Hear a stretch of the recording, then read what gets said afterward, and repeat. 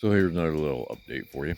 And the skid steer here, the other day, um, working fine. I drove it up to the house, went to the bathroom, came back out, started driving it, and my wife's like, "It's making a horrible noise." I'm like, "Oh boy, now what?" The air conditioning belt had broke on it. Yes, it's enclosed, and you need the air conditioning sometimes of the year.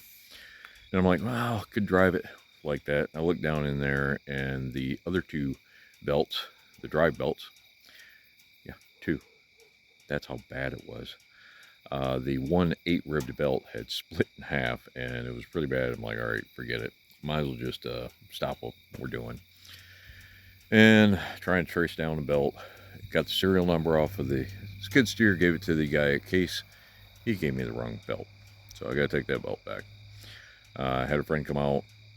He works on diesels and he works on all kinds of equipment all the time. So just figured it'd be quicker for him to do it, which it was.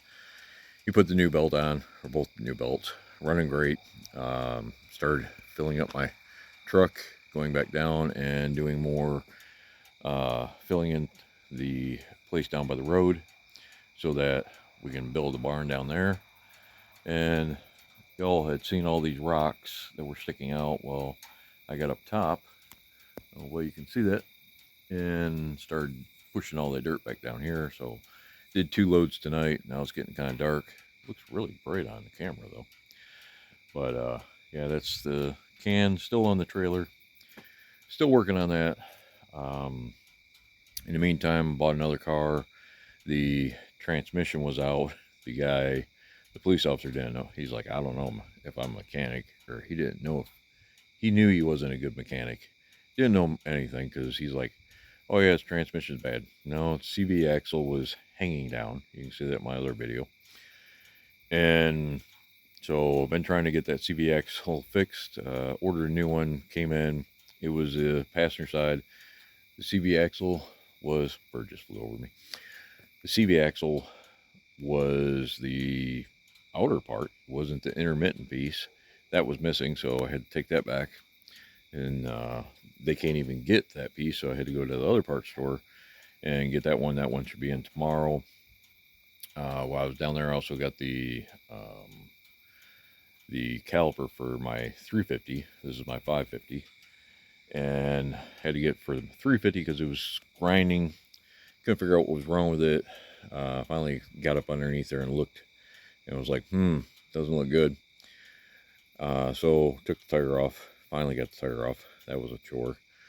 And the brake shoe had basically ground all the way down, and I barely ever drive that truck. Always had a fine time with it, but my hearing's so bad I probably didn't hear it grinding. So started pulling that apart, and that really wasn't the problem. Problem was the caliper, and you can see that in another video. The caliper just shattered. Both push pins there, or whatever you call them, the pistons, they had just shattered completely. So got that today. Gonna try to get that in tomorrow.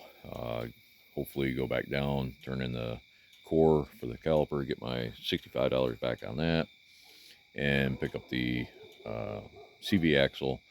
Hopefully get the other one out. That one, I've never had that much of a trouble trying to get a CV axle out. We'll get that one in. That way, that car will be up. I'll have 2 cars and 3 trucks up running. That'd be great. Plus my skid steer and my tractor. Still working on the John Deere tractor over there. Said I never want another one. Runs great when it's running. And I still haven't even got to this tractor. That's a 4,000.